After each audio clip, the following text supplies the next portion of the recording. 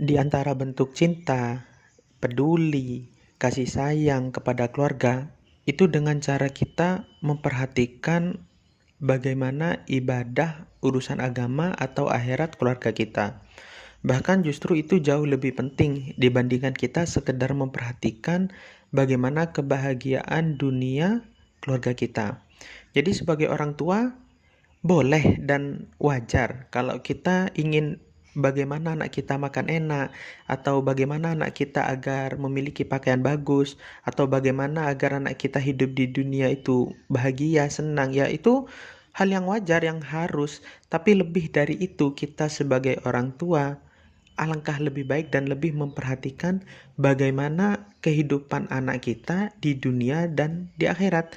Bagaimana kebahagiaan anak kita bukan hanya di dunia, tapi juga di akhirat. Dan begitu juga sebaliknya, kita sebagai anak atau kita sebagai istri justru lebih dituntut sebagai bentuk bakti kita kepada orang tua, bentuk peduli dan cinta kita sebagai istri kepada suami, itu memperhatikan bagaimana akhirat atau agama, ibadah orang tua dan suami kita.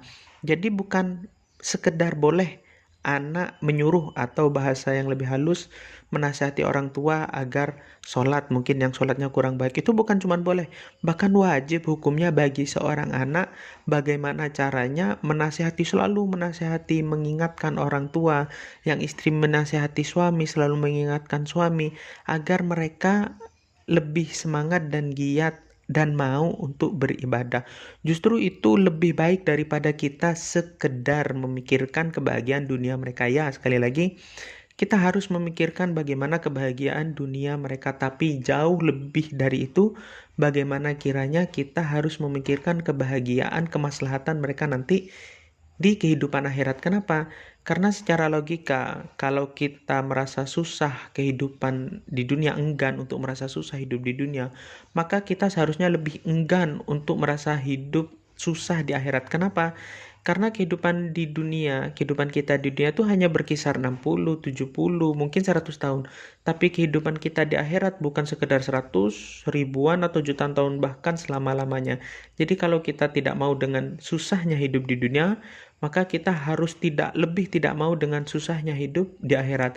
Karena sepedih-pedihnya siksaan atau sesusah-susahnya kehidupan di dunia, akan jauh lebih pedih, akan jauh lebih susah kehidupan kita nanti di akhirat. Jadi ayo, kita sebagai anak, sekali lagi, bukan hanya boleh, tapi wajib hukumnya sebagai bentuk cinta kita, peduli kita, bakti kita kepada orang tua, untuk memperhatikan bagaimana kehidupan mereka nanti di akhirat menyenangkan, dengan cara memperhatikan bagaimana ibadah mereka.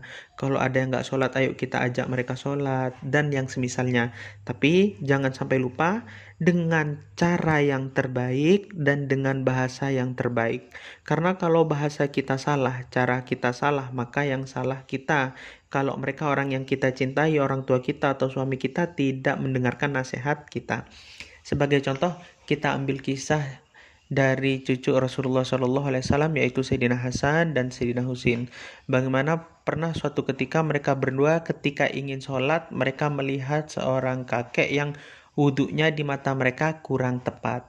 Akhirnya bagaimana cara mereka untuk menasihati kakek itu, mungkin bisa kita tiru, yaitu akhirnya Sayyidina Hasan, sang kakak, berunding dengan adiknya Sayyidina Husain. Setelah mereka berunding, caranya mereka datang. Sayyidina Hasan datang ke kakek tadi lalu berkata, "Kakek, kami minta tolong. Coba kakek menjadi juri menilai mana di antara kami berdua yang wudhunya paling sempurna, paling tepat." Akhirnya kakek itu mengiyakan. Nah, akhirnya sehingga Sayyidina Hasan dan Sayyidina Husain, mereka berdua wudhu. Sayyidina Hasan wudhu dengan sempurna, dan Sayyidina Husain juga demikian, menjaga sunnah-sunnah dengan wudhu sempurna. Setelah keduanya selesai dengan wudhu keduanya yang sempurna, kemudian Sayyidina Hasan bertanya, "Nah, sekarang mana menurut kakek di antara kami berdua yang wudhunya paling sempurna, paling benar?" Maka kakek itu tersenyum dan kakek itu sadar. Akhirnya kata kakek itu, "Wudhu kalian berdua sempurna. Justru wudhu saya tadi yang kurang sempurna." Nah, mungkin dari cerita ini bisa kita ambil contoh bagaimana cara terbaik menyampaikan dan bahasa yang terbaik untuk menyampaikan gimana cara kita memilih bahasa itu penting agar orang tua kita tidak sakit hati, agar suami kita tidak sakit hati. Karena bagaimanapun mereka tetaplah orang tua kita yang harus kita hormati, mereka adalah suami kita yang tetap harus kita hormati, terutama orang tua. Ingat pesan Al-Habib Ali bin Abdurrahman Al-Jufri, jangan pernah kita gunakan kepandaian kita dalam berbicara kepada orang tua yang telah mengajarkan kita bicara.